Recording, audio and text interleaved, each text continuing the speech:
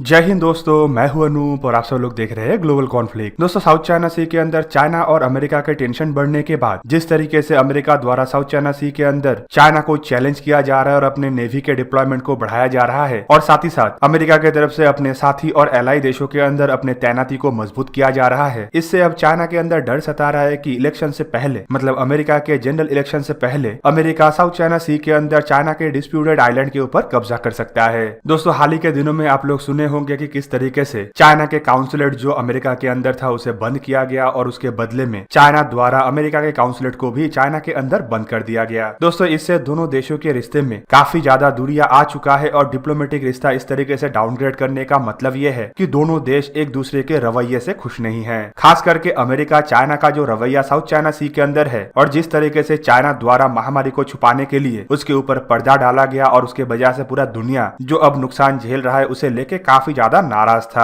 America इसीलिए भी नाराज है क्योंकि चाइना इलीगली अमेरिकी एलाई देशों के जमीनों को हथियाने के लिए आगे बढ़ रहा है। प्रेसिडेंट डोनाल्ड ट्रंप के तरफ से तो चाइना के खिलाफ पहले से ही बहुत बड़े एक्शन लिया जा रहा है, जिनमें चाइना के साथ ट्रेड वॉर से शुरू करके चाइना के कंपनियों को अमेरिका के अंदर बैन करना तक शामिल है। इवन प्रेसिडेंट डोनाल्ड ट्रंप के नेतृत्व में अमेरिकी नेवी द्वारा भी साउथ चाइना सी के अंदर हाल ही में डेरा जमाया गया, जब अमेरिकी नेवी के 3 एयरक्राफ्ट कैरियरों को साउथ चाइना सी और इंडो पैसिफिक रीजन में डिप्लॉय किया गया। दोस्तों, अमेरिका के तरफ से यह डिप्लॉयमेंट इसीलिए भी जरूरी था क्योंकि साउथ चाइना सी रीजन के अंदर चाइना जो डिस्प्यूट क्रिएट कर रहा है वो टोटली इलीगल है और बहुत सारे ऐसे देश है जो चाइना के खिलाफ अपने सुरक्षा को अकेला नहीं कर सकता है और अमेरिका के एलाई होने की वजह से अमेरिका का यह जिम्मेदारी है कि उन देशों के सॉवरेनिटी को और एरियल इंटीग्रिटी को प्रोटेक्ट किया जाए। और दोस्तों, इस दरमियान 13 जुलाई के दिन अमेरिका के तरफ से जो नया नीतियों को अपनाया गया उसे लेके चाइना काफी ज्यादा घबराया हुआ है। दोस्तों, 13 जुलाई के दिन अमेरिका द्वारा चाइना का जो डिस्प्यूटेड आइलैंड स्पार्टली के ऊपर दावा है उसे नकार दिया गया और अमेरिका का कहना है कि अमेरिका इस तरीके का इलीगल दावे को नहीं मानता है। इवन अमेरिका के तरफ से इंटरनेशनल लॉ का भी हवाला दिया गया और कहना था कि चाइना जो दावा कर रहा है वो इंटरनेशनल लॉ के मुताबिक भी नहीं है और ये एक तरीके से इंटरनेशनल लॉ का वायलेशन भी है।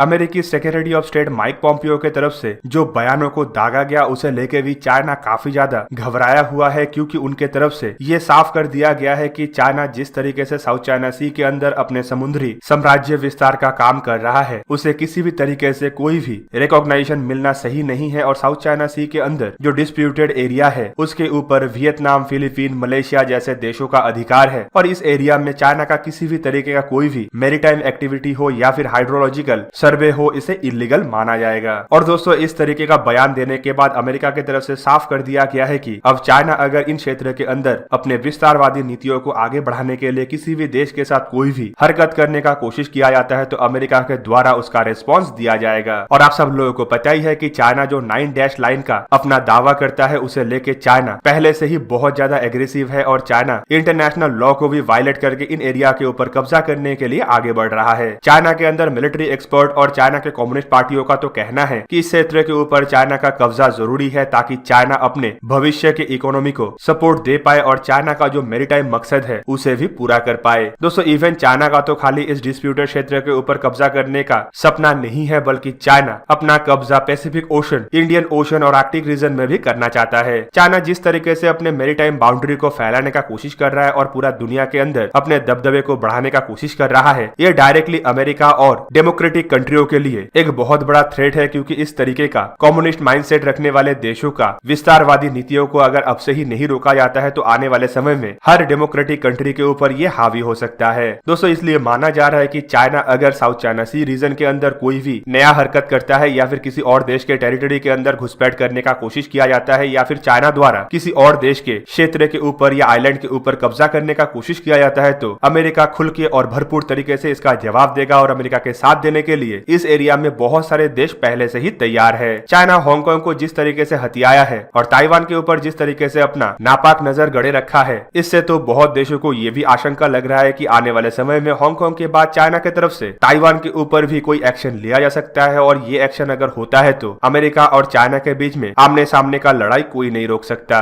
और दोस्तों, इसी वजह से ही अब पूरा का पूरा दुनिया इस काम में जुटा हुआ है कि किस तरीके से चाइना की इन हरकतों के ऊपर लगाम लगाया जा पाए और चाइना को पहले से ही आगे बढ़ने से रोका जाए। दोस्तों, ब्रिटेन की तरफ से हाल ही में इसी तरीके का एक जवाब देते हुए कहा गया है कि चाइना का ताकत का भूख को अगर अभी से रोका नहीं जाएगा तो आने वाले समय में चाइना इस ताकत के नशे पे जो हरकत कर सकता है वो दुनिया को एक बहुत बड़े खतरे की तरफ धकेल सकता है, जिसका हाल ही में एग्जाम्पल आप लोग हिमालयन रीजन में और साउथ चाइना सी के एरिया में देख सकते हैं। चाइना का कम्युनिस्ट पार्टी का कहना है कि ये हिमालयन रीजन और साउथ चाइना सी के एरिया को पूरा का पूरा चाइना का अधिकार क्षेत्र में होना चाहिए, जबकि चाइनीज कम्युनिस्ट पार्टी अब तक ये सोच नहीं पाया है कि साउथ चाइना सी रीजन में बीते 30 सालों से चाइना द्वारा जो हरकतें किया जा रहा है वो हरकत हिमालयन रीजन में अगर चाइना करेगा तो उसको किस तरीके से इंडिया की तरफ से जवाब दिया जाएगा। दोस्तों, अब चाइना के अंदर सबसे बड़ा डर ये है कि चाइना को साउथ चाइना सी के अंदर ही दफन करने के लिए अमेरिका चाइना के उन क्षेत्रों के ऊपर कब्जा कर सकता है जिन क्षेत्रों के ऊपर चाइना फिलहाल इलीगली बैठा हुआ है और कोई भी लेजिटिमेट चाइना का वहां पे अधिकार नहीं है। यूनाइटेड नेशन या फिर इंटरनेशनल लॉ के मुताबिक अब अमेरिका सारे एलाई देशों को लेके एक साथ आगे बढ़ सकता है। पर दोस्तों, मेरा मानना यह है कि जो क्षेत्र अब चाइना के हाथ में नहीं है लेकिन चाइना आगे उस क्षेत्र के ऊपर आगे बढ़ सकता है, उसे प्रोटेक्ट करने के लिए ही अमेरिका अब अपने एलाई देशों को मजबूत कर रहा है। जैसे कि जापान को अब अपने संकाकू आइलैंड को प्रोटेक्ट करने के लिए अमेरिका की तरफ से भरपूर मदद किया जा रहा है और ताइवान को अपने छोटे छोटे आइलैंडों को प्रोटेक्ट करने के लिए अमेरिका द्वारा खाली मदद नहीं बल्कि अमेरिका अपने जहाजों को भी ताइवान के अंदर तैनात कर रहा है। तो दोस्तों, ये था आज का वीडियो। अगर वीडियो अच्छा लगा तो इसे लाइक कीजिए और मेरे चैनल को सब्सक्राइब कीजिए और साथ में बना हुआ बेल आइकन को भी प्रेस कर दीजिए ताकि आप मेरा वीडियो देख पाए सबसे पहले। जय हिंद।